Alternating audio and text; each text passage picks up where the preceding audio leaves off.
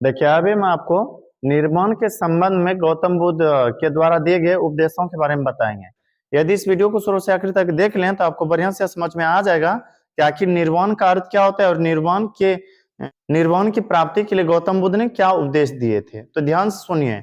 निर्वाण का अर्थ होता है संसार में जीवन और मरण से मुक्ति पा लेना। शायद आप लोग गांव घर में सुने होंगे कि फलनामा मारा है और इसका जीवन शायद उसमें होगा, या फिर आप लोग देखिएगा यदि किसी पर्व त्योहार में गांव घर में कोई मर जाए, अपने टोला या घर में कोई मर जाए, तो तब तक वह पर्व नहीं लौट करके आता है जब तक कि उसी दिन किसी का जन्म ना हो। अर्थात यह जैसे मान लीजिए छठ पूजा के दिन किसी के यहाँ कोई व्यक्ति मर गए, तो पता है तब तक उनके यहाँ छठ पूजा नहीं किया जाएगा जब तक कि उनके परिवार में, उनके घर में और किसी का जन्म ना हो जाए छठ पूजा के ही दिन, चाहे वह जानवर कोई बच्चे को जन्म दे या मनुष्य।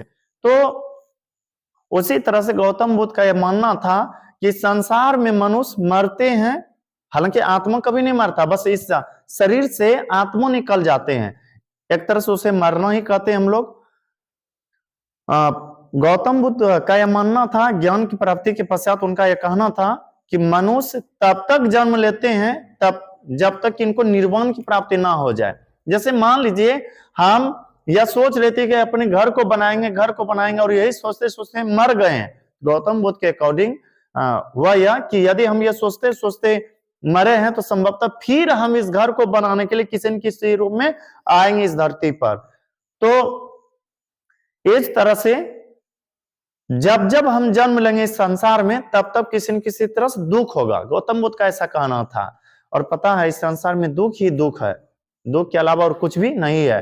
आप जहां भी सोचते हैं कि वहां पर सुख है, थोड़ा अनुभव कीजिएगा पता चलेगा सुख के चक्कर में दुख भी हो जाता है। जैसे मान लीजिए किसी का शादी है, खूब भोज भात चला, लोग ऐश मौज करके सुखी पूर्वक खाते हैं, लेकिन पता है घर वालों के ऊपर क्या बीत रहा होगा, कई हजार कई लाख रुपया खर्चा हो जाते हैं और दुख में वो चले जाते हैं। तो गौतम बुद्ध का यह कहना था कि यदि आप इस दुखों से मुक्ति पाना चाहते तो निर्वाण की प्राप्ति करना पड़ेगा। निर्वाण की प्राप्ति करने का मतलब इस संसार में जन्म और मरण से मुक्ति पा लेना। यदि आपको निर्वाण की प्राप्ति हो जाता है तो समझ लीजिए इस संसार में आप फिर से आपका जन्म नहीं होगा। तो कहिएगा आत्मा तब आपका परमात्मा से जुड़ जाएगा, ना कि आत्मा आपका परमात्मा में मिल चुका रहेगा।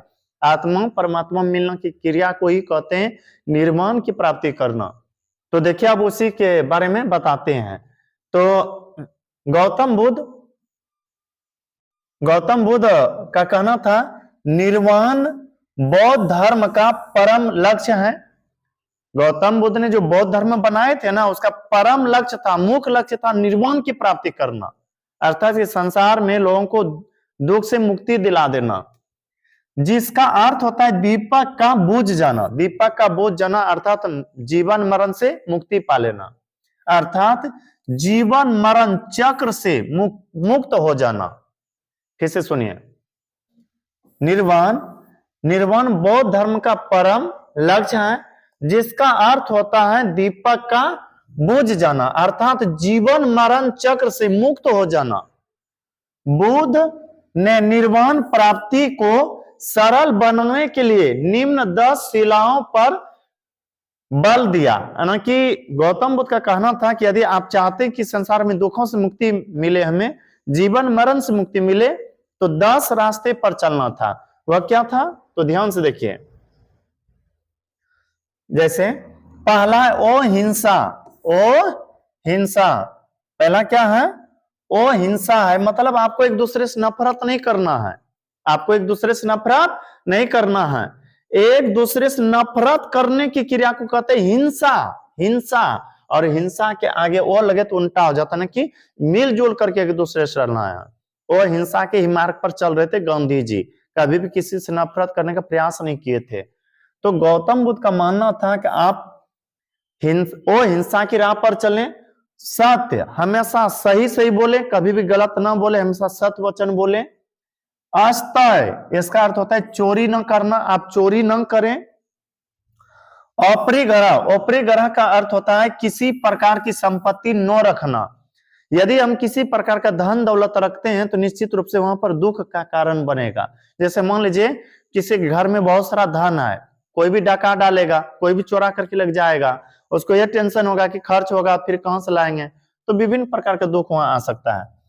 मद सेवन न करना, न कि दारू तारी इत्यादि का सेवन नहीं करना, नशीले पदार्थ का सेवन नहीं करना है। वो समय भोजन न करना, है ना, कि आप भोजन कीजिए पर समय के अनुकूल, वो समय नहीं। आप लोग गांव घर में देखिएगा, ऐसा कहा जाता है जब सूर्यास्त का वक्त हो उस समय भोजन नहीं करना चाहिए, लेकिन कुछ लोग सूर्यास्त रहे या सुबह रहे, कोई टाइम टेबल नहीं, जब मन हुआ तब वे खाना खाने लगते हैं। तो बुद्ध का यह कहना था कि वो समय भोजन न करें, कि समय समय पर ही भोजन करें। सुखद बिस्तर पर नहीं सोना, बुद्ध का कहना था यदि आप चाहते हैं कि जीवन मरण से मुक्ति पालें तो एकदम सुखद कपड़ा न पहने और अच्छा बिस्तर पर भी न सोए, तो फिर क्या एकदम गंदा वस्त्र पर सोए नहीं। बुद्ध का कहना था कि ज्यादा सुखद वस्त्र पर या बिस्तर पर नहीं सोना है। क्यों?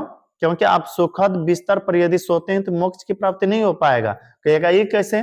खुद से सोचिए, यदि साधु संतों को ईश्वर को प्राप्त करना है तो उनको तो कठिन तपस्या करना पड़ेगा, परिश्रम करना पड़ेगा। अब मान लीजिए कोई साधु संत है और वे चाह रहे हैं कि हम ईश्वर को प्राप्त करें, सुबह शाम रसगुल्ला टिकरी बादाम खाएगा, क्या लगता है कि भगवान उनके पास आएंगे? नहीं, कष्ट करना पड़ेगा। जैसे कि आप लोग देखे होंगे कोई पर्व त्योहार आता है ना, जब लोग कोई फास्टिंग पर रहते हैं कि व्रत करते हैं, सहते हैं, तो उनको साधारण फल खाना पड़ता है, न कि चाउमीन चाट। तो बुद्ध का कहना था यदि आप मुक्ति पाना चाहते हैं तो सुखद बिस्तर पर नहीं सोना है। और पता है एक ही वस्त्र को कई दिनों तक पहनना पड़ता था, कई महीनों तक।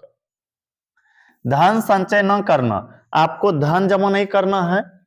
उसके बाद स्त्रियों से दूर रहना, स्त्रियों से दूर रहना, स्त्री से हमेशा दूर रहना है यदि आपको मोक्ष की प्राप्ति करना है तो। निरित गण आदि से भी दूर रहना। अब देखिए आगे क्या है, आगे है गृहस्थियों के लिए। गृहस्थी उसे कहा जाता है जो कि शादी विवाह करके घर बसाने लगते हैं। गृहस्थियों के लिए केवल प्रथम 5 शील तथा भिक्षुओं के लिए 10 शील मानना अनिवार्य था। यानी कि जो बौद्ध धर्म में शामिल हो गए, भिक्षु बन गए हैं, उनको 10 के 10 व्रत करना पड़ेगा। और जो कि गृहस्थ है पर बौद्ध धर्म को मानते हैं तो उनको 5 प्रथम शुरू में जो 5 है उस नियम को चलना पड़ेगा। ये कैसे? सोचिए, जो कि शादी ब्याह किए हैं वो भी 10 व्रत को मानना शुरू कर दे तो सोचिए क्या होगा। इसमें क्या कहा गया है?